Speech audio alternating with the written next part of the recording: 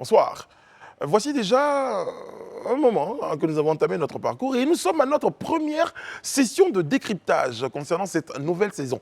Nos spécialistes de l'information sont tous là, ils sont fin prêts pour vous livrer des analyses sur les événements qui ont marqué l'actualité cette semaine.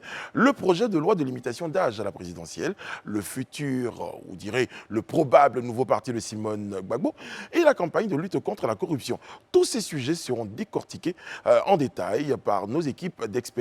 Analyse pertinente et débat constructif, ce que vous devez retenir de l'actualité, c'est dans le Live Talk. Alors, bienvenue.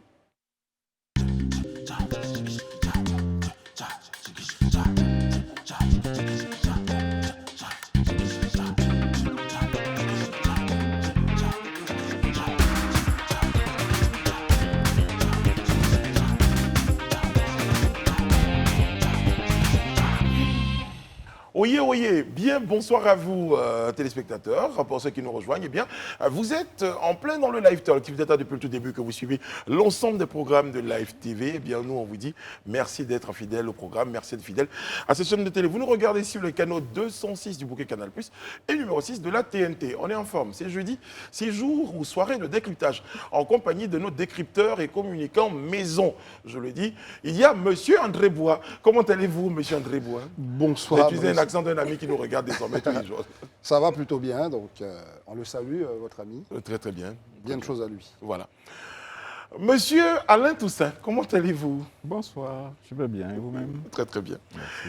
Raina Assi, comment ça va? Bonsoir Brice. Vous êtes magnifique comme tous les jours. Merci.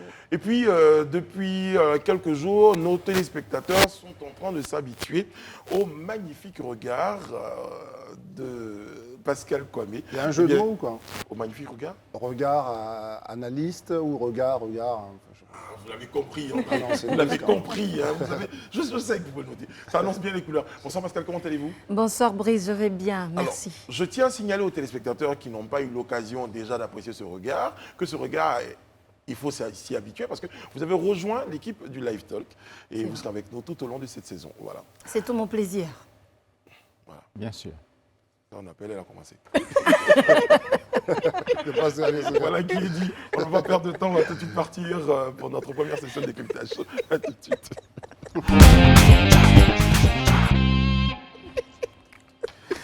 Bon.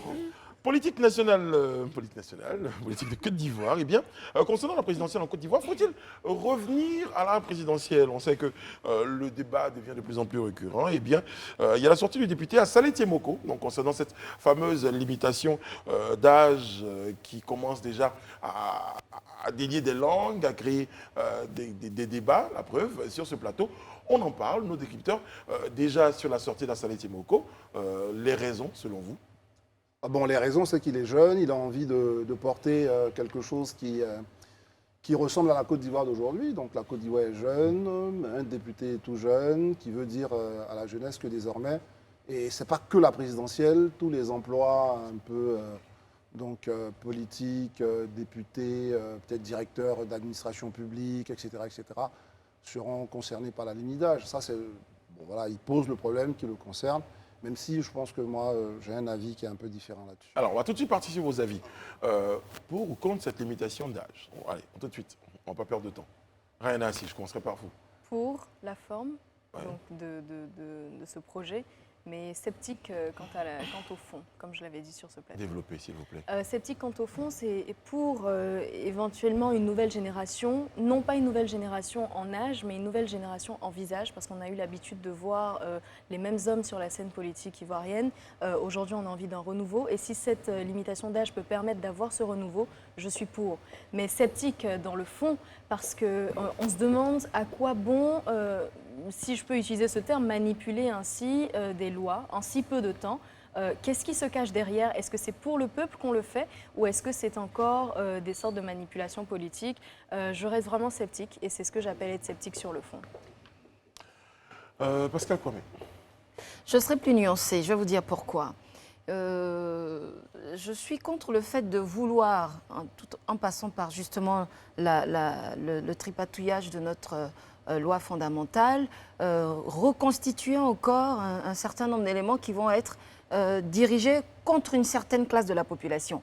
C'est vrai que nous avons des peuples qui sont jeunes, mais si vous avez confiance dans votre idéologie, dans votre programme, pourquoi vous avez besoin qu'on écarte une partie de la Vous croyez qu'il y a une population? forme de discrimination? Mais qui oui, dépasse le- mais je crois bien, quand on dit qu'on veut de nouveaux visages, je vous signale que pas très loin de chez nous, en Tunisie, le président qui vient d'être élu et qui incarne non pas seulement un nouveau visage, mais aussi une nouvelle idéologie. Il a incarné l'espoir et son âge n'a pas été un frein à l'incarnation d'idées nouvelles. On peut avoir un certain âge ou même un âge certain et puis incarner des idées nouvelles. Je crois qu'on déplace chaque fois le débat aux personnes alors que tout notre propos ici, c'est de dire ayons des institutions fortes et non pas des hommes si forts. J'entends Alain sur la question.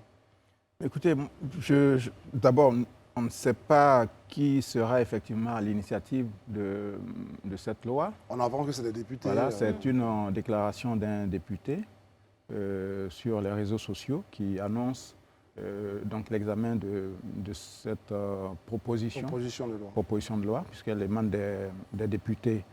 Maintenant, pourquoi faudrait-il limiter l'âge des candidats à la présidentielle? Bon, le verrou avait été sauté en 2016, je crois, lors de la précédente modification constitutionnelle. Et je pense qu'il faut effectivement qu'on essaie de donner sa chance à une nouvelle génération d'acteurs politiques, de femmes et d'hommes politiques. Et cela aurait aussi le mérite de régler certains problèmes, puisque les différents capitaines des différentes équipes que l'on connaît seraient du coup invités à prendre leur retraite. Maintenant, est-ce qu'on prend des initiatives pour régler des problèmes personnels ou alors est-ce qu'on souhaite faire entrer la Côte d'Ivoire dans une ère nouvelle?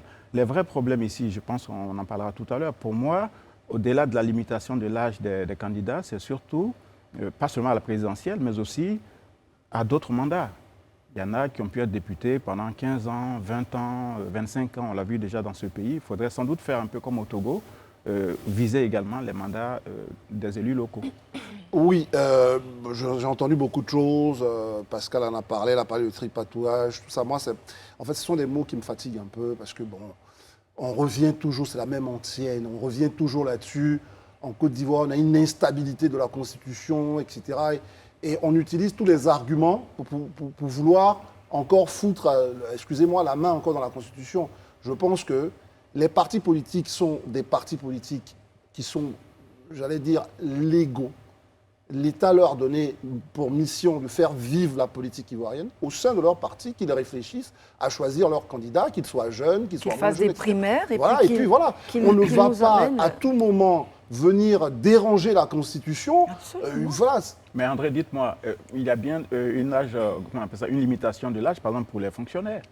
Oui. Alors pourquoi est-ce que les hommes politiques, ils devraient rester aux affaires tout le temps? Mais parce qu'on a un contexte, moi je pense aussi, on a un contexte qui n'est pas bon pour moi. Parce que la Constitution, je vais répondre à votre question précisément, mais prenons la Constitution américaine. Elle est stable. Moi, par exemple, ne me convient pas le mode d'élection du président américain. Mais c'est une vieille tradition qui existe aujourd'hui, c'est les grands électeurs, etc. On ne va pas à tout moment... Il y a ce côté-là. Ce qui pose problème, c'est qu'on soit constamment en train de... Pour moi, c'est ça. Il y a eu quand même 27 amendements à la Constitution américaine. Mais le système... Mais quand même, dans quel contexte déjà, pour que les amendements entrent en vigueur, il y a un certain nombre d'étapes qui passent avec 2/3 des votes, les États, etc. Voilà. Donc on en arrive à un consensus à peu près fédéral quand il y a une modification de la Constitution, enfin des amendements à la Constitution, puisque peut-être que les termes aussi disent des choses de la façon dont les choses de la façon dont on les présente. Mais ce que je voulais dire, c'est que finalement, on est des nations très jeunes. C'est ça. Vous voyez, on a comme référence, c'est vrai, des nations qui ont plus de centaines d'années, plus d'un siècle de démocratie. Et on veut se comparer à ces nations-là, tant dans la durée du mandat que dans l'âge des personnes qui assurent les plus hautes responsabilités. Et un fonctionnaire ne porte pas sur lui les responsabilités que porte un chef de l'État. Un député ou un chef de l'État. Ou un député. Le président est un fonctionnaire. Même à emprunter Je pense qu'il est un peu plus qu'un fonctionnaire. Voilà, c'est un haut fonctionnaire. Ben non, il a la même mission aussi, servir le pays, mais il n'y a pas de raison que les autres puissent être concernés par une limitation d'âge et que les dirigeants à ce niveau-là échappent à cette règle. Moi, je pense qu'à un moment donné... En fait, moi, je voudrais quand même... Je n'ai pas eu le temps de finir. Pascal m'a pris cet argument qui est très intéressant et Alain rebondit là-dessus. La question, ce n'est pas d'être contre la limitation. Moi, je ne pense pas. Je ne suis pas contre la limitation. Mais ce que je ne veux pas, c'est qu'on ouvre encore un nouveau chapitre dans notre pays de modification de la Constitution. Parce que on commence. C'est vrai que c'est dommage que je le dise au détriment de la limitation d'âge. Là où je vais sans doute peut-être partager ton avis, mais je pense qu'on ne peut pas être en train de à tout moment toucher la Constitution, parce que ça va se faire là, sous le mandat d'Alassane Ouattara, mais celui qui va venir l'année prochaine va dire, au fond, et si on ramenait ça à 70 ans, et puis, on ne s'en sort pas. Il ne faut pas désacraliser. À ce moment, construisons une autre façon de faire de la politique, en disant à ceux qui veulent militer dans les partis politiques, c'est un engagement que vous prenez, mais n'élisez pas des gens qui sont à un moment, qui sont des vieux, enfin qui sont grabataires. Je ne dis pas vieux, mais qui sont grabataires. Parce que vieux, ce n'est pas un gros mot. Oui, ce n'est pas un gros mot, je dis grabataire. Mais si on modifie autant la Constitution, c'est peut-être parce qu'aujourd'hui, on se retrouve un peu coincé face à des personnes qui ne regardent qu'à leurs intérêts et qui ne regardent pas aux intérêts du peuple, qui ne veulent pas avoir de prendre des décisions éthiques. Donc on se retrouve à manipuler donc, la Constitution non, mais ce n'est pas une manipulation, c'est un changement. C'est une forme de manipulation. Il y a des mécanismes qui permettent de manipulation. C'est une forme de manipulation de la Constitution. Terminez votre idée. Aujourd'hui, on a l'impression que la Constitution en Côte d'Ivoire n'a plus son caractère sacré. Parce que, enfin, on en fait ce qu'on veut, comme on veut, aux fins qu'on souhaite. Mais changeons ça, c'est ça notre combat. Lorsque, par exemple, mais est-ce que c'est une bonne démarche ? Le président Oufouette fait un changement à la tête du Parlement pour permettre au président Bédié d'accéder à la tête du Parlement en lieu et place de Philippe Yassé. Je vais expliquer pourquoi je parle de manipulation. On a l'impression qu'à chaque fois qu'on manipule justement cette constitution-là, et j'utilise bien le terme manipule, c'est pour arriver à des fins qui sont toujours à la fin du scénario. Mais quand vous dites manipuler déjà, c'est-à-dire qu'il y a un parti pris dans le propos. Comment est-ce qu'on justifie qu'en l'espace de quelques années, on arrive à des changements aussi contradictoires ? On se demande c'est quoi la fin ? Moi, je suis pour justement cette limitation d'âge seulement pour que justement on ne puisse plus avoir ces mêmes visages sur la scène politique qui participent à la crispation. Mais vous le saurez dans l'exposé des motifs parce qu'une loi, une proposition de loi est toujours précédée. On laisse terminer maintenant. Je dis, bon, vous voulez savoir les motivations, moi je n'ai pas connaissance du projet, mais il y a toujours un exposé des motifs. C'est ça. Voilà, lorsqu'on parle de loi, donc ils vont justifier. Mais il va de soi que le changement de génération, voilà, est quand même, je pense, l'une des nécessités. Après, quand on parle de génération, on ne parle pas forcément de porter à la Constitution le changement de génération. Merci. Est-ce que c'est le rôle de la Constitution d'assumer le changement des générations ? C'est notre rôle en tant que citoyen, en tant que parti politique. C'est notre rôle en tant que société, c'est notre rôle en tant que parti politique de faire émerger au sein de cette société civile, au sein de nos partis politiques, des personnes qui porteraient notre idéal de renouveler. Mais alors c'est la faute à qui ? Ce n'est pas la faute à la Constitution. Si c'est le seul moyen qu'on peut avoir justement pour revenir aux normes. Les partis politiques ont échoué dans leur démarche de vouloir remplacer certains capitaines à leur tête. Exactement. Et ils vont faire appel à une superpuissance qui s'appelle la Constitution pour dire nous on n'y arrive pas. Donc alors vous n'arrivez pas à balayer devant votre porte, vous décidez de balayer tout le quartier avant d'arriver chez vous, c'est cela ? Non, mais attends, non. Écoutez, Brice, on va vraiment être clair avec cette affaire de manipulation de la Constitution. C'est vraiment un constat. Moi, tout ça, Alain, disons-le, la limitation, c'est une bonne chose. Mais prenons les choses différemment. En soi. Pourquoi, par exemple, on ne dirait pas, on ne prendrait pas, elle parle de Constitution, mais elle a raison. On prendrait une loi classique qui interdit, par exemple, que les directeurs d'administration ou un certain nombre de personnes qui occupent des postes soient limités en âge. Mais déjà même, ça va permettre de renouveler la classe sans qu'on touche à la Constitution. Mais dites-moi, André, est-ce qu'il y a un âge minimum pour être candidat à la présidence de la République ? Là, aujourd'hui, non. Un âge minimum, oui. Il y a un âge minimum. Donc, s'il y a bien une entrée, il y a une sortie. Donc, on dit, ben oui, à 40 ans minimum et 75 ans maximum. D'ailleurs, pourquoi 40 ans minimum, Emmanuel Macron parlons-en. C'est là la raison peut-être. Même quand on parle du minimum, parce que vous ouvrez là aussi un autre débat, même quand on parle du minimum, là aussi, il y a un débat là-dessus. Quelqu'un qui a 29 ans ou 25 ans ne peut pas prétendre au poste de président. Pourquoi ? Bon, pour le moment, on se contente de 40 ans. Après, on verra s'il faut le ramener à 30 ans ou voire même à 25 ans. Est-ce que la question de la santé, parce qu'on n'en parle pas souvent dans les raisons de la limitation d'âge, certains évoquent également l'argument de l'état de santé, parce qu'à 90 ans, à 95 ans, on a vu du Bouteflika qui n'est pas toujours oui, capable. Mais Brice, oui, mais ça, si c'est un peu limite. Voilà, on a toutes ces capacités physiques et intellectuelles, vous avez des déplacements, vous devez rencontrer des populations. Non, si la limitation d'âge était plafonnée à 90 ans, ton explication prendrait du sens. On est à 75 ans. Je veux dire, aujourd'hui, un homme de 75 ans est bien à même de porter une belle vision. C'est dans ce sens que je dis. À 74 ans pile, on est encore très enfant. Moi, à 76 ans... Juste à 76 ans, on ne l'est plus. Oui, parce qu'on parle même de 75 à un jour. Donc voilà, tout ça. Donc si son anniversaire ou le jour de la proclamation ou du dépôt des documents, je pense pas que ce soit la question de la santé qui justifie cela. Je pense pas que ce soit la question de la santé. Et ça, moi, je voudrais vous intéresser, peut-être, Brice, si tu le permets, à un vrai débat et qu'on ne dit pas. Parlons du courage de nos hommes politiques, parlons du courage de ceux qui militent dans les arcanes politiques. Ils ne peuvent pas. Aujourd'hui, Jean-Louis Billon, j'en prendrai d'autres dans d'autres partis. Ils doivent, s'il prétend vouloir être le candidat du PDCI, qu'il aille jusqu'au bout, et puis c'est terminé, les militants du PDCI. Mais c'est légitime qu'il veuille avoir non seulement c'est légitime, mais le problème, en faisant quoi vous dites, le problème c'est qu'au bout de quelques velléités, et qu'on va lui dire non, le président Bédier, machin, ou le président Ouattara, ils vont tous reculer. C'est ça qui... Il y a un problème de courage. C'est légitime aussi qu'il veuille avoir le soutien de tout l'appareil. Vous comprenez? On n'a jamais le soutien de tout un appareil. Moi, je ne suis pas sûr que Sarkozy mais enfin, avait de la majorité ou bien par le moyen. moyen. Et je reviens sur la question des primaires. C'est légitime de ne pas vouloir se lancer tout seul comme ça, alors qu'on a derrière soi une histoire d'appartenance. On n'est pas forcément tout seul. Oui, non, mais de prendre le risque, parce que c'en est un, si jamais il le faisait, puisque vous parliez de monsieur Billon, par exemple, oui, de prendre, entre guillemets, le risque d'avancer sans le soutien de l'appareil, il faut bien le mesurer et il faut en voir les tenants et les aboutissants si vous y allez. Mais c'est là où la limitation d'âge est une opportunité. C'est compréhensible, la prudence de certains membres de partis politiques qui ont des velléités. On ne parle plus de courage en politique, Pascal, mais le courage, où on le met, c'est ça. Sarkozy a osé, à un certain moment, affronter Chirac, et il n'était pas le candidat de Chirac. Et pourtant, il a réussi. Emmanuel Macron est là, c'est un exemple, au-delà même de l'âge. Moi, je dis que le vrai problème pour moi, c'est qu'on n'a plus de courageux dans les partis politiques. C'est ça le fond de la question. On parle de Gbagbo, aujourd'hui tout le monde l'apprécie. Il avait eu le courage de défier Oufoué. Peut-être qu'il faut les chercher ailleurs que dans les partis politiques, les courageux. C'est à quel moment? La preuve, celui qui lance la charge, c'est un courageux. C'est un député indépendant. C'est pour ça que moi j'apprécie, mais je dis au-delà, qu'ils ne choisissent pas la Constitution. Moi, je vais vous poser une question. Mais là, on s'éloigne un peu du sujet. Non, mais j'ai enlevé le courage. Je vous ai donné, permettez. Il ne suffit pas de courage pour accéder. Vous parlez de courage, on va en avoir, si vous voulez bien de dire les choses. Est-ce que vous n'imaginez pas que ce projet de loi-là indexe directement nos 3 ou 4 grands leaders? C'est évident, c'est évident.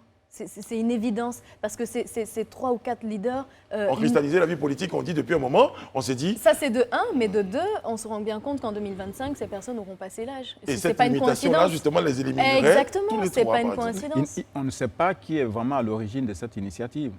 Non, mais... Il n'est pas dit non plus que...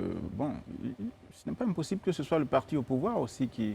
Non, mais sur le parti au pouvoir, on verra bien l'organisation qui va porter le projet. On avait bien pu comprendre, c'est que Alassane Ouattara, lui, voudrait ne pas rempiler. Mais il voudrait ne pas voir les autres être candidats. Je sors et je ferme la porte. Et donc, voilà, ça pourrait être aussi, lui, de sa part, une stratégie. Est-ce que Assalé a utilisé? J'en sais rien. Mais vraiment, moi, je ne suis pas convaincu que c'est par là qu'on passe pour faire vivre la politique en Côte d'Ivoire. La Constitution vient, c'est vrai, c'est écrit, changement, au moins faisons aura le vivre mérite. la société, faisons parler les partis politiques. La fin est louable, mais les moyens ou le moyen à vouloir utiliser pour atteindre cette fin-là, c'est lui qui peut être remis en cause ou qui peut être... vous parlez de moyens de modus operandi, de processus, mais il est légal. Si on doit partir jusqu'au référendum, c'est quelque chose de totalement légal. Il a tout à fait le droit. Il est légal, mais à un moment, il ne devient plus très crédible ni très éthique. C'est la constitution ivoirienne dont on parle. Et alors, mais une constitution, ça manque. Donc on la modifie comme on veut? Non, pas comme on veut. Elle est si fragile. Il y a des mécanismes qui permettent de le faire. De modifier. Mais les nécessités du moment, vous en parlez, c'est ce qu'on nous a sorti pour modifier la Constitution en 2016. Ça nous a ramené un débat juridique quand on modifie. Et André était pour cette modification. Vous êtes allé voter au référendum? Je ne suis pas allé voter au référendum. Mais voilà, si vous faites de l'abstention, comment vous voulez que les choses évoluent? C'est ce courage-là dont le vous débat, parliez. a dit Alain, c'était pas de savoir si j'étais un bon citoyen ou pas, que j'allais voter. On va parler Le débat, c'est de ne pas encourager des On autres. parlera alors, concernant toujours la les politique autres à faire ce que nationale, vous ne faites justement. Mais c'est un débat Merci beaucoup. Excusez-moi, On parlera de politique nationale tout à l'heure. Deuxième point de notre décryptage. Il sera question de Simone Gbagbo et de partis politiques, de mouvements politiques. On en parle juste après une courte pause. Nous sommes de retour sur le plateau du Live Talk pour la deuxième partie, en tout cas pour le deuxième point de décryptage. Là, il concerne donc cette fois Madame Simone Gbagbo. Eh bien, on parle du mouvement du MGC. André, vous plantez un peu le décor pour nos téléspectateurs. Non, mais c'est un mouvement donc, de soutien à Simone Gbagbo, ce qu'il faut dire déjà. Ce n'est pas un parti politique et ce n'est pas un mouvement qui est suscité par Simone Gbagbo. C'est un outil citoyen, ils nous disent. Officiel. C'est-à-dire qu'officiellement, elle aurait pu créer un mouvement comme d'autres hommes politiques, notamment dans les pays européens. Ils créent d'abord un mouvement pour porter leurs idées. Ensuite, ça peut se transformer en parti politique. Mais là, ça s'appelle différemment, soit mouvement, soit groupement. Parce voilà. que j'ai entendu groupement. Mais là, on va dire c'est des gens qui sollicitent son parrainage sur leur mouvement. On peut se dire c'est un artifice. C'est le schéma officiel qu'on a. On peut se dire c'est un artifice, etc. Mais c'est ça qui nous est présenté. Et Simone Gbagbo n'a pas semblé dire non. Et donc, le mardi 14 septembre. Les analystes pensent que ça peut être justement une façon pour elle de tracer les sillons de son prochain parti politique. C'est une question qu'on peut se poser et on peut maintenant analyser. On parle du contexte dans lequel ça se fait. Laurent Gbagbo qui lance son parti politique auquel elle a été associée, exactement, mais avec, on va dire, du bout des lèvres, puisque finalement, son nom est apparu vers la fin. Donc, voici un peu le contexte de cette affaire. Et a-t-elle le droit, puisqu'on parle de droit, je pense que ce n'est pas une mauvaise idée. Bon, je pense que ce sont des spéculations. Ouais. Voilà, à l'instar d'autres acteurs politiques, Simone... comme on dit, sollicité par des fans. Simone Gbagbo, pardon, sollicité par des supporters. Je ne peux pas dire des supportrices, puisqu'il s'agit majoritairement de femmes dans ce cas. Voilà, on verra bien le 25 septembre. Je ne sais pas si ce qui se prépare annonce le lancement d'un parti politique par Simone Gbagbo. Mais je pense qu'on fait beaucoup trop de spéculations autour d'elle ces derniers temps. Mais non, tout ça, non. Là, je ne vais pas partager ton avis là-dessus. Tu as le temps de réagir, André. Bon, on a vu les problèmes auxquels elle est confrontée avec l'ex-président Gbagbo. On a l'impression, bon, disons-le, on a l'impression aujourd'hui qu'avec justement le président Laurent Gbagbo, eh ben, il y a de l'eau dans le gaz parce qu'elle dit avoir, par exemple, pour la constitution de ce nouveau parti, le parti de Laurent Gbagbo, elle aurait vu la convocation sur les réseaux sociaux. On la trouve un peu malmenée dans oui, bien sûr, non, ça je partage votre avis, mais ce n'est pas pour autant que le lancement d'un mouvement de soutien est précurseur de quand même le timing, quand même. Exactement, j'allais parler du timing, parce que c'est un peu trop beau pour être une coïncidence. Mais je pense que si Simone Gbagbo veut créer un parti politique, je pense qu'elle le ferait immédiatement. Elle est l'une des... Mais pourquoi au contraire, il faut le faire beaucoup plus stratégiquement. Elle jouit quand même de c'est beaucoup plus beau de dire que ce sont des sollicité. S'il vous plaît, elle jouit quand même d'une certaine popularité. C'est une femme politique, expérimentée, et elle sait comment... on procède. Pourquoi se réfugier? Non, s'il vous plaît. Pourquoi se réfugier derrière un club de soutien? Le président Gbagbo, qui lui aussi jouit tout autant d'une popularité, aurait pu aussi susciter des mouvements de soutien et autres. Je pense que là, ce sont des clubs de soutien comme on en connaît pas mal dans le pays. Non, moi, on verra dans quelques semaines. Pourquoi on se partage un peu la parole sur cette réaction? Allez-y, André. Non. Je ne suis pas d'accord avec l'idée de club de soutien. Parce que même si on veut faire le parallèle, Laurent Gbagbo a beaucoup de clubs de soutien. Parce que son grand parti qu'il veut créer, qu'est-ce qui va se déverser ou qu'est-ce qui va reverser dans ce grand parti? C'est le parti, c'est ce même club de soutien. Le parti de Kipré Stéphane, d'autres partis. On a vu l'autre qui s'est retiré, Koulibaly Gervais, pour reverser tout ça dans le parti de Gbagbo. Moi, je pense qu'aujourd'hui, elle peut aussi construire quelque chose en se disant, mais il faut qu'elle ait un appareil. André, ce n'est pas le sens de mon propos. Non, je n'ai pas dit qu'elle n'avait pas le droit. Je dis que je ne vois pas les prémices d'un parti politique. Mais comment elle recrute ses militants si elle ne commence pas par c'est quand même un peu comment ces clubs-là peuvent se structurer autour d'elle? C'est maintenant que les fondamentaux se posent. Ça, c'est de la spéculation. C'est de la spéculation. Je pense que tout ceci, de part et d'autre des acteurs internes au FPI. Mais quand je dis le FPI, je prends le FPI dans sa composante ancienne, récente et future qui se dessine sous plusieurs auspices, parce que ce qu'on est en train de voir, c'est qu'on aura vraisemblablement de la scission du FPI, un FPI-AFI, un FPI... bon, c'est déjà consommé. Dont on n'a pas encore le nom. Et puis on aura donc ce qui est en train de se dessiner comme étant une formation politique que pourrait créer la Première Dame. Mais la clarté, le manque de clarté vient du fait que finalement, cette gouvernance des partis politiques par articles interposés et par posts interposés sur les réseaux sociaux me semble quelque peu déplorable. Parce que si et pour cela, il faut reconnaître à Laurent Gbagbo d'avoir été celui qui a été peut-être le plus clair dans ce champ d'incertitude. Il a dit « je pars, je crée mon parti ». Madame Simone Gbagbo, le 11 septembre, était absente à la réunion du comité de réflexion qui a été convoqué par Laurent Gbagbo. Qu'on nous dise clairement si elle a reçu une convocation, si les autres l'ont reçue, par quels moyens on a demandé. Parce que tout ceci part de ces frustrations-là, on est bien d'accord. Parce que les discussions disent qu'elle n'aurait pas reçu cette fameuse convocation. Mais après, Laurent Gbagbo, il a dit dans ses propos, celui qui n'est pas content s'en va. Celui qui ne veut pas s'en va. Non, mais Et tous ces éléments-là mis ensemble... Mais c'est pas trop tôt pour s'en aller. Moi, je trouve que c'est trop beau pour être une coïncidence. Ça a été organisé. Bon, elle ne vient pas le 11 septembre parce qu'elle n'est pas invitée, parce qu'elle n'a pas reçu la bonne invitation, parce que le facteur n'est pas arrivé à temps. Enfin, tout le monde a ses raisons. Mais enfin, à un moment donné, il faut nous dire ce qui se passe ou alors ne rien nous dire. Ensuite, il y a ce mouvement qui vient la voir. Et je m'en tiens au fait. Si demain ou après-demain, 4 ou 5 autres mouvements viennent la voir et qu'elle accepte d'en assurer le parrainage par sa présence à leur assemblée constitutive ou générale, pour l'instant, on s'en tiendra à ces faits-là. D'accord ? Ça ne veut pas dire qu'elle y adhère forcément. Donc, tenons-nous-en à ces faits. Et ce mouvement n'est pas le premier. Hein. Ce mouvement n'est pas le premier. Il y a quelques semaines à Beaunois, des femmes avaient célébré Simone Gbagbo. Oui. Ça s'appelle le mouvement des femmes capables ou bien Simone capable. Enfin, ce qui est en train de se dessiner, c'est un parti fortement féminin sur lequel, par contre, elle pourrait rebondir et créer. Finalement, le débat, excuse-moi, le débat, c'est vous qui l'avez, moi, je pense, déplacé un peu. Nous, moi, ce que je dis, on n'a pas déplacé je dis pourquoi vous l'avez déplacé. Moi, ce que je dis, ce n'est pas de dire que le fait n'est pas là. Le fait, il est là. Nous, on essaie d'analyser. Mais qu'est-ce que le fait suggère ? Qu'est-ce qu'il suggère ? C'est de ça qui est question. Vous le déplacez en disant que le fait est là. Mais évidemment qu'il est là. La seule chose qu'on peut déduire, c'est qu'elle est populaire, qu'elle est soutenue par des dames en particulier. Maintenant, est-ce que Simone Gbagbo elle-même a décidé de monter ou de créer un parti politique ? Je pense qu'il faut qu'on suive les faits de fait. Après, qu'est-ce qui une chose est sûre. Tout ça, Alain, vous n'êtes pas un spectateur comme ça de la vie politique. Vous êtes un analyste, vous regardez. Il y a quelques années, au moment où elle était au pouvoir, je dis qu'il n'y avait pas autant de mouvements qui autour d'elle. Enfin, si. Il y avait autant de mouvements qui se réclamaient de Simone Gbagbo. Des mouvements un peu pasteurisés, qui ne se réclamaient pas de Laurent Gbagbo. Enfin, je veux dire, quand vous dites pasteurisé, ce n'est pas médicalement parlant. Non, pas du tout. Oui, parce qu'il utilise des mots... Mais moi, on revient là-dessus, les amis. La question, elle est fondamentale.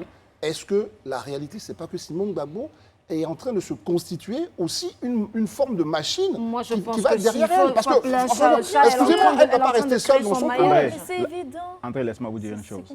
Simone Gbagbo, elle a déjà une machine qui est derrière elle depuis des années. Laquelle ? Alors elle allume le moteur quand ? Mais parce que la machine n'est pas formalisée. Première dame. Non, je pense quand même que vous avez suivi sa carrière politique et que ce n'est pas le lancement d'un mouvement de soutien qui va annoncer que Simone veut être femme politique à temps plein, etc. Dans l'ombre de Laurent Gbagbo. Elle est femme politique à temps plein. Oui, mais je pense qu'elle a assumé un peu, en quelque sorte, la rupture. Le second rôle. Voilà, qui a été annoncé par Laurent Gbagbo lui-même quand il est rentré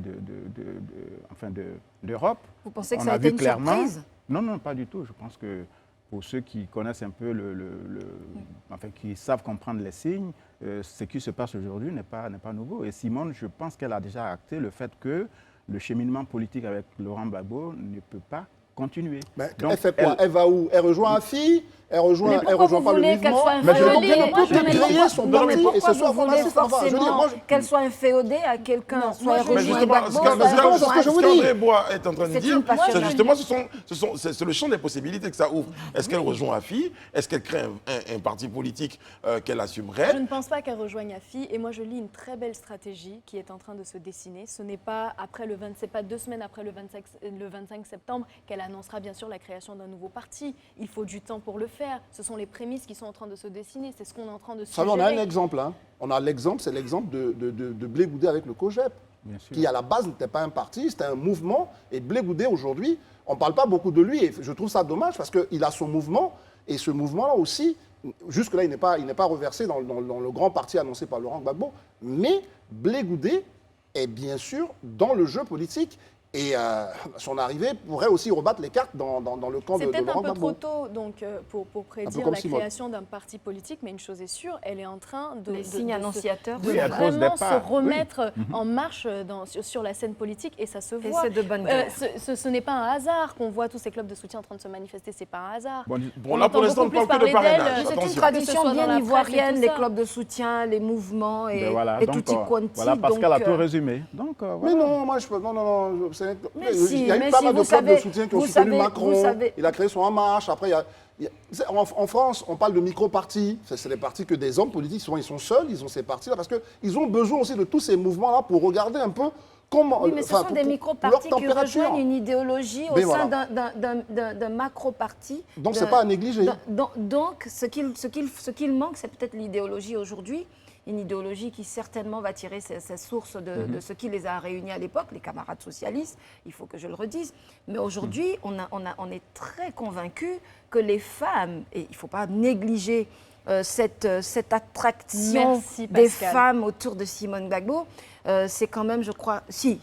Non, ce n'est pas nouveau. Et c'est là où je dis que c'est une très belle stratégie. Moi, je suis totalement d'accord. Mais ce n'est pas nouveau aussi. Je ne dis pas toutes les femmes, je dis pas toutes les femmes, mais je dis qu'il y a une très forte attractivité de la gente féminine, des femmes, autour de Simone Gbagbo, parce que si vous avez lu le communiqué de MGC, c'est ça, du mouvement, déjà femmes capables, Génération capable. Ils sont autour de valeurs très familiales. Elles sont autour de valeurs très familiales. J'ai l'impression même que le monsieur sur la table de séance, c'est vraiment pour, c'est retrouvé là par hasard. Pour sauver les apparences. D'accord. Cher Brice. Très bien, j'avais bien compris, rassurez-vous. Une chose est sûre, on va revenir au fait, parce que c'est ça qui est important. Le fait, c'est que c'est un mouvement politique qui a sollicité un parrainage. Et puis, ce parrainage-là, Madame Simone Gbagbo a accepté de le donner. Et ce n'est pas le premier. Je voudrais polluer encore votre conducteur, un peu comme je l'ai fait tout à l'heure, avec cette histoire de courage. Je pense que là encore, le courage veut qu'elle se détache. Et ça, c'est mon analyse. C'est un fantasme? C'est pas un fantasme, parce que je pense qu'on est vraiment dans le champ politique ivoirien. On manque souvent de courage. Absolument, c'est ça. Mais je pense que dans le champ politique ivoirien, on manque souvent de courage. Il y a des gens qui ont des courants qui n'aiment pas les assumer. Non, mais il n'y a aucune urgence dans le calendrier actuel. C'est ce que je m'apprête à dire, quand même. Il n'y a aucune urgence dans le calendrier. Mais alors, elle va pas se déterminer chaque fois par rapport. Mais justement. Pourquoi est-ce que ça l'empêcherait? Non, je ne parle pas de presser. Je dis que manifestement, elle n'est pas...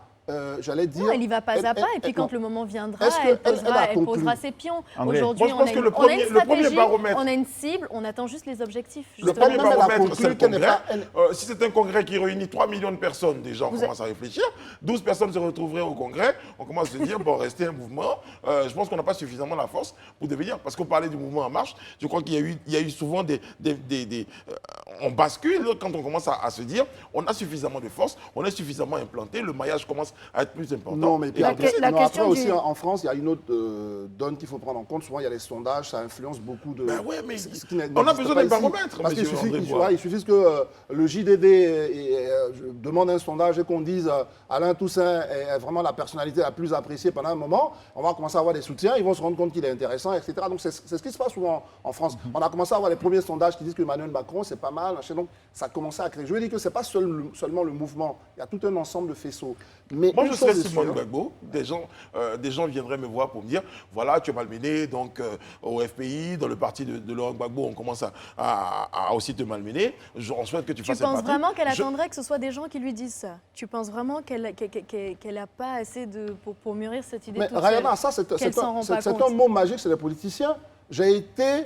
Exactement. Je vais pas te le dire. C'est vraiment la politique, c'est leur truc. Ils sont allés dans ce pays, la Côte d'Ivoire, pour tout vous dire, ils sont allés jusqu'à déposer la candidature de certaines personnes. Alors ce genre d'antienne que vous évoquiez tout à l'heure, je pensais que vous vouliez qu'on en sorte les fameuses phrases...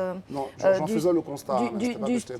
Très bien, mais j'espère que vous voulez qu'on en sorte, parce que moi j'aimerais bien quelqu'un qui se lève de lui-même et qui veuille porter un projet politique, une idéologie à la tête de la nation. Et c'est important d'être reconnu et connu, mais enfin, qu'on arrête de nous dire qu'on est allé vous chercher. Vous n'étiez pas perdu. Si vous voulez monter au créneau, montez au créneau. Exactement. Je ne suis pas sûr que Simone Gbagbo attendra qu'on dise forcément on allait la chercher. Voilà. Je pense que... Elle l'a pas dit, mais je pense qu'elle a suffisamment démontré qu'elle a du courage. Et je pense que là, déjà même de s'être retirée de l'opération qui était en train de monter d'être montée autour de Laurent Gbagbo, je pense que déjà, c'est déjà une forme de courage. Et la preuve, dans le paysage politique autour de Gbagbo, c'est la seule qui l'ait fait. Et puis, et je pense qu'elle est courageuse. Je veux aussi évoquer rapidement un fait. Créer un parti politique suppose d'avoir à la fois les ressources humaines, la logistique et puis les ressources financières. Ouais. Est-ce qu'aujourd'hui, elle est en capacité de réunir ce triptyque-là? Quand vous citez les éléments, vous citez également l'idéologie. Oui, bien entendu, c'est le support, c'est le quatrième pilier. Ben voilà. Mais il y a quand même ces éléments-là qu'il ne faut pas ignorer. Moi, je pense que c'est toujours bon d'avoir des appuis, des clubs de soutien, parce que toute activité publique se nourrit aussi du soutien, de l'apport du public, des supporters et autres. Mais de ce que je peux comprendre et de ce que je lis, Simone Gbagbo est dans une position d'observation déjà, parce que les 2, 3 et 4, il me semble qu'il y a le congrès de l'ex-président Laurent Gbagbo qui lance son nouveau parti, et sans doute qu'après, on aura un peu plus de lisibilité. Donc pour le moment, on ne peut que faire des projections, voire même de la spéculation sur quelque chose, un objet politique dont on n'a pas le contrôle en fait. Très bien. En tout cas, en tant qu'observateur, on observera et on verra ce que l'avenir nous dit autour de ce mouvement. Et puis, de toute façon, la VAR sera là pour nous dire, pour ceux qui ont prédit un parti politique, ils se seront érigés en grain de vin pour la même occasion. Et nous, on va marquer une pause avant d'aborder le prochain point de notre décryptage. Celui-là concerne la bonne gouvernance, celui-là concerne la corruption et les décisions qu'on prend autour.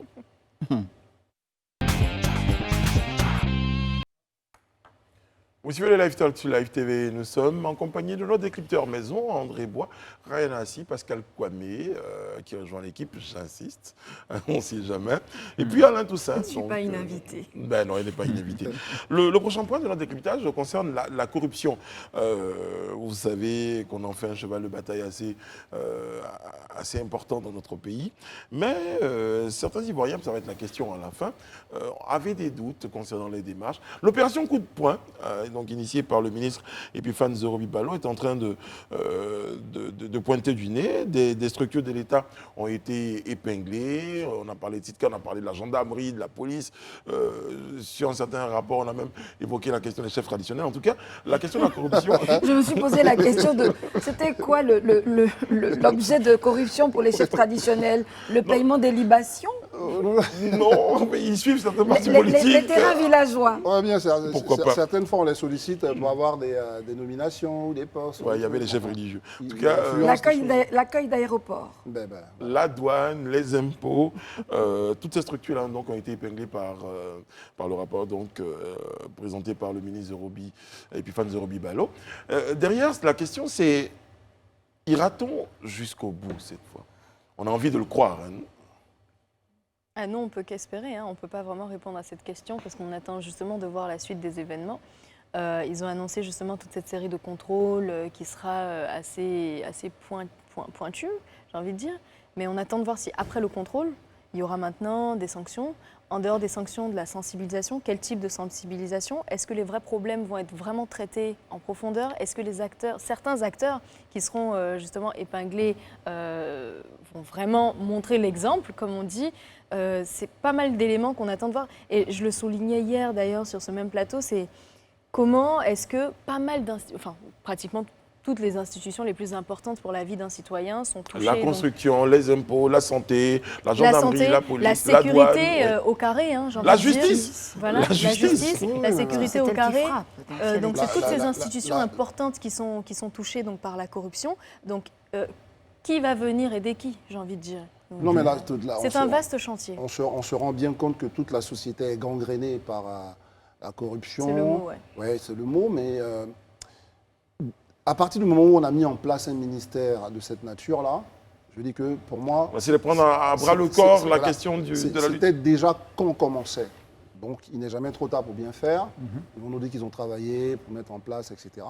Et donc on ne peut qu'apprécier, enfin, qu'être d'accord et espérer simplement qu'on va toucher du doigt les vrais problèmes. D'ailleurs, selon le rapport... Peut-être les vrais responsables. Les vrais responsables. On parle de on a eu un bon qualitatif pour se placer, je crois, à la 54e.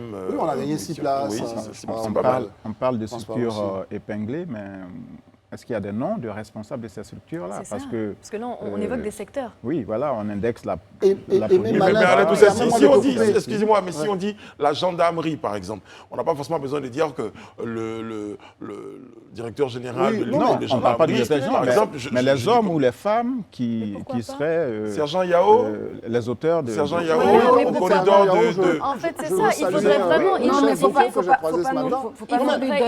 au maximum... Je pense qu'il ne faut pas faire une lecture comme ça de ce que Alain dit. Non, ce qu'il veut dire, je pense, c'est que ce n'est pas qu'on dit Sergent Yao, c'est que quand on parle de corruption, il y a forcément un visage de la corruption. Et ce visage-là, c'est un homme, c'est quelqu'un, c'est une femme. Je dis que ne pas avoir... C'est un système. Oui, ne pas avoir de... Non, ne serait-ce que ça, l'exemple que vous voulez qu'on vous donne, ne pas avoir de procès, je dis quand même assez précis sur quelqu'un qui aurait détourné un marché qui ne lui était pas destiné, ou quelqu'un à qui on a donné un marché mais qui ne l'a pas fait, qui a préféré faire n'importe quoi. Voilà le visage de la corruption. Et ça, manifestement, c'est le nom de quelqu'un, il faudra le dire un jour. Moi, je suis toujours mesuré quand j'entends parler de ce type d'initiative.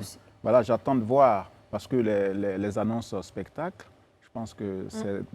Dernière décennie, on a été. Je crois qu'on a évolué quand même. Avant, il y avait des annonces spectacles, il n'y avait pas des structures qui étaient épinglées. On a progressé quand même. On a une première dynamique qui a commencé avec la désignation, en tout cas la suspension de certains directeurs généraux de structures d'État, étatiques ou semi-étatiques. Et c'est, je pense, dans la continuité de ce signal, quand on voyait l'exécutif... Sur la question de la gouvernance de manière générale. Non, mais je veux dire, c'est un début. Il y a d'abord eu, tout le monde a salué le fait que déjà ces suspensions-là aient été prises. Je crois que la présomption d'innocence doit demeurer. Ensuite, non, mais c'est pour ça que je veux rapidement, Pascal, t'arrêter juste là. Je pense que même... en suspendant dans ces conditions-là. Il y a une suspension arrestation. Non, mais je n'ai pas fini. Je n'ai pas fini parce que en suspendant dans ces conditions, beaucoup, je pense que on jette en pâture finalement. Ce qu'on souhaite faire, c'est de dire tel monsieur a posé tel acte. Il faut avant de suspendre, ce que je dis, c'est qu'on a il faut que ça enclenche une opération judiciaire ou pas. Non, parce mais que ça n'a pas d'information. Le temps de la justice n'est pas le temps des médias, ça il faut le savoir. La justice prend le temps des investigations. Ouais. Et ce que vient de faire le ministre Epiphane Zorobi-Balo, qui est à saluer, c'est de dire, très bien, des signaux me sont envoyés, je rentre dans la brèche, parce qu'il faut savoir que ça ne doit pas être évident pour lui, parce que ses autres collègues ministres, quel que soit le secteur qu'il va désigner, c'est un secteur qui est lié sous tutelle, donc à un ministère, donc à un collègue ministre qui est avec lui au Conseil des ministres. Et donc, il faut pouvoir avoir des preuves. Et il a mené des investigations. Ce qu'il nous dit, c'est qu'à la suite d'un certain nombre d'investigations, il est arrivé à cette conclusion-là que tel et tel secteur était corrompu, en tout cas pour certains services, et il a envoyé les conclusions de ces enquêtes. Et quelles mesures prend les conclusions de ces enquêtes ont été transmises au procureur de la République. Mais dans certains pays, pour lutter contre la corruption, je ne suis pas sûr que ce sont ces dernières investigations de ces services. C'est tout à fait louable, Pascal. C'est tout à fait louable, mais je ne suis pas convaincu que ce sont ces dernières investigations qui nous permettent de savoir qu'il y a de la corruption dans ce pays. Quand en Italie, ils ont voulu combattre à toute chose égale par ailleurs, parce que ce n'est pas la même mesure, c'est peut-être qu'elle est un peu fort, quand ils ont voulu combattre les affres de la mafia, parce que la corruption, c'est une espèce de mafia qui s'infiltre comme ça dans la vie de tous les jours. Je dis la corruption. Mais qu'est-ce qu'ils ont fait? Ils ont nommé un super juge, ils ont nommé dans toutes les administrations des personnes au-dessus de tout soupçon, parce que si toute la chaîne est considérée corrompue, ce dont on a les preuves que quand on mène les investigations, après, les gens ne vont pas s'auto-censurer ou mutiler. Donc il faut former une espèce d'équipe comme dirigée par un super juge qui a une forme d'autonomie, d'indépendance et qui pourrait... Moi, j'attends de voir. Parce qu'à lui, il attend de voir. Moi, je n'attends même pas de voir. Moi, je ne suis pas sûr que, en donnant l'exemple de l'Italie, je ne suis pas sûr que c'est en faisant les constats, en reconstatant qu'il y a la corruption, en refaisant un autre constat. Dans l'Italie, il y avait le juge Falcon, c'est ça? Moi, je pense qu'il n'y avait pas que des constats, il y avait des arrestations. On sait qu'il y a la corruption. Mais c'est à ça qu'on veut. Demain matin, le ministère nous dit désormais, voici le grand juge ou le grand je ne sais. Mais quand vous dites voici le grand juge, il y a le procureur de la République, il y a des gens qui sont déjà là, qui sont en place. Mais pourquoi vous voulez qu'on crée une super unité pour venir, comme si déjà ce qui était là, on a vu un petit peu. Non, mais tu as bien vu mentionner la justice de la République et dans les institutions indexées. Parlez pas tous ensemble. On a bien vu mentionner la justice. On a bien vu mentionner la justice dans les institutions indexées. Donc, ce qui signifie qu'aujourd'hui, ce qu'on croyait être le plus crédible et le plus fiable ne l'est pas en réalité. Mais celui que vous allez nommer, il ne sortira pas d'un système. On a quel chiffre de la corruption en Côte d'Ivoire? Quels sont les chiffres de la corruption en Côte d'Ivoire?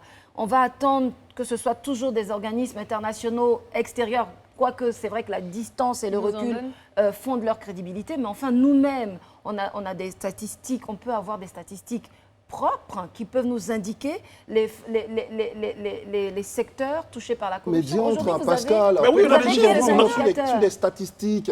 Moi, je pense que les statistiques, on les connaît. Transparency International nous le dit tout le temps. Mais pourquoi Transparency, forcément? La question, c'est pas pourquoi Transparency. Nous l'avons déjà dit. C'est toute la question. Qu'est-ce qu'on met en place? Qu'est-ce qu'on met en place pour y faire face, Pascal? C'est ça. Moi, je pense. Pourquoi Transparency International? Question, Pascal, s'il vous plaît. Question, pourquoi Transparency International? Mais oui, on a un fléau qui est le nôtre, en tout cas qu'on dit être le nôtre, et on n'a aucun chiffre si ce ne sont les chiffres qui viennent d'organismes. Est-ce qu'on a besoin de chiffres constatés? Mais bien sûr, il faut quantifier les choses pour pouvoir les appréhender. Il y avait un secrétariat national qui existait avant, qui était porté. Je dis qu'on ne part pas de zéro non plus. Voici pas les constats. Je dis qu'on a fait les constats hier, on en fait ce matin, on en fait là. On en fait tous les jours. Parce qu'il y avait des structures dans ce pays qui existaient. C'est facile aussi de dire que toute la société est gangrénée. Je dis que dès que vous sortez de chez vous, on ne vous fait pas harakiri pour vous prendre... c'est ce que montre le rapport, non? Quand on a le secteur de la santé, la justice, la police... Il y a des pourcentages, s'il vous plaît. Il y a des pourcentages. On les a d'année en année. Vous parliez des sondages du JDD. Donnez-moi le dernier sondage crédible, hors Transparency, qui ne fait pas de sondage, qui font des études longues. Mais bien sûr. Certainement crédibles. Je ne remets pas en doute la crédibilité de leurs études. Je dis qu'on pourrait nous-mêmes mener... Mais c'est ce qu'a fait le ministre Zoro quand il a dit c'est ce que je donc, quelque part, tu me rejoins parce que moi, je dis, c'est bon, c'est vrai, on va constater, ça a été fait hier, ça va être fait encore aujourd'hui. On a fini de constater, on n'a pas de chiffres. Oui, mais on veut surtout des noms. Mais moi, je souris doucement quand vous parlez des noms, parce que les structures qui ont été épinglées sont peut-être des structures qui sont épinglées comme étant des structures qui sont corrompues. Mais qu'est-ce que vous dites des personnes qui, lorsqu'elles sortent de chez elles, vont donner 10 000 francs pour dire, moi, j'ai pas envie de faire le rang? Parce que j'ai envie de dire, quand on finit de citer toutes ces structures, on devrait mettre en bas et la population elle-même. Non, mais ça, du coup, c'est du rôle du politique. Parce que si on a choisi nos politiques, c'est pour que ces politiques-là aussi nous donnent des indications. Parce qu'à un certain moment, n'oublions pas que nous sommes dans une, je m'y mets, nous sommes dans une culture où, évidemment, comme là, on se salue, mais on a un billet dans notre manche, et voilà. Et aujourd'hui, je pense que le politique doit prendre un engagement fort. Je suis d'accord, c'est ce que fait Zorobi Balo et Pifan, mais ça ne suffit pas. Il faut créer des instances, j'allais même dire spéciales, des gens qu'on va recruter qui pourront agir tout de suite. Quand vous nous direz, c'est budgétivore pour déjà qu'on a suffisamment de problèmes, on va créer une... C'est budgétivore, mais c'est des milliers de milliards que perd la Côte d'Ivoire chaque année. Donc je ne sais pas ce qui est budgétivore. Il y a un choix à faire. Mais il y a déjà des structures qui luttent contre la corruption. Pourquoi vous voulez... En fait, il y a des résultats qui ne sont pas bons, Brice. Donc vous estimez qu'il faut créer une forme de super-structure. Et tu parlais tout à l'heure de la population. Mais c'est pour ça que je parlais de sensibilisation, parce que c'est à tous les niveaux de l'échelle. On voit bien toutes ces structures qui sont indexées. La population elle-même fait partie partie donc, de cette chaîne de corruption. Donc c'est pour ça que je disais, c'est tout l'environnement qui est gangréné. Alors ce qui manque, c'est la sanction. Le corrupteur, c'est le corrompu lui-même qui est le corrupteur également. Bon. Donc on a une chaîne de vice-versa. Non, mais les responsabilités sont partagées. C'est pas ce que nous sommes en train de dire que non, c'est tout est de la responsabilité. Il y a des responsabilités citoyennes, il y a également des responsabilités au haut niveau de l'échelle, donc pour ceux qui doivent montrer l'exemple. Donc c'est pour ça que je parlais de sensibilisation. Tout ceci ramène aux sanctions et à l'immunité présumée dans laquelle on peut se sentir quand on est corrupteur ou même corrompu. Moi, la question pour le tour de table, est-ce que vous parlez de sanctions tout à l'heure, est-ce que vous pensez que c'est la seule solution qui pourrait... Non, pas la seule. Non, évidemment. Pas la seule. Il faut une complémentarité d'action, notamment la sanction, la sensibilisation, le suivi, le contrôle. On ne va pas lancer une opération coup de poing qui va durer 1 an ou 2 ans. Non, ça doit être une continuité parce que la société, elle ne va jamais guérir de la corruption à 100%. On aura toujours cette marge de corrompus et de corrupteurs. Aujourd'hui, ce qu'on veut, c'est aboutir à un résultat qui nous place à un bon classement quand même de la chaîne. Je pense que la faiblesse de ce rapport-là, c'est en fait l'absence d'éléments. Moi, je veux bien comprendre, quand on parle de la corruption au sein de la justice, il aurait été intéressant que le ministre nous dise sur quel fait... Non, mais ça ne veut rien dire, la liste des structures à force. Sur la santé, oui, voilà, c'est ça. Voilà, parce que même le milieu politique aussi, ils auraient dû mettre aussi l'espace politique. Donc, les médias. Voilà, les médias, etc. Donc, je veux dire, on indexe, mais il faut être quand même parfois exhaustif. Vous souhaitez qu'il soit plus précis? Oui, il a été précis. Il a donné l'exemple justement du car qui va venir avec la marchandise, traverser tout le pays et devra payer près de 40 000 francs pour que les marchandises, nos vivriers de nos mamans arrivent sur Abidjan. Et tout ça aussi, peut-être le montant peut être insignifiant, mais si on cumule 40 000 francs de 40 000 francs de 40 000 francs, à un certain moment, sur les marchés, on se retrouve avec le droit qui sera à un prix que tout le monde ne peut pas acheter. Le plus précis dont on parle avec Alain Toussaint serait, par exemple, droit pour aubergine. Ce serait qu'on dise, aujourd'hui, 250 policiers ont été identifiés comme étant... C'est ça. C'est ça qu'Alain Toussaint veut parler. Et qu'ils passent au tribunal et que cela doivent servir d'exemple. Voilà. Mais je pense que ce sera la suite, parce que là, c'était juste on verra bien. Premier constat, les résultats ont été transmis. On attend justement d'avoir une suite. On espère que ce sera cette suite. On espère que ce sera cette suite. Comme on est dans la phase des solutions et des propositions, ce serait certainement que la gendarmerie, par exemple, étant interpellée, il va commencer peut-être à avoir une forme d'enquête en interne qui va permettre, par exemple, de sortir les brebis galeuses pour dire que la gendarmerie, aujourd'hui, a identifié un certain nombre d'éléments de brebis galeuses qu'on a sortis, qui sont identifiés.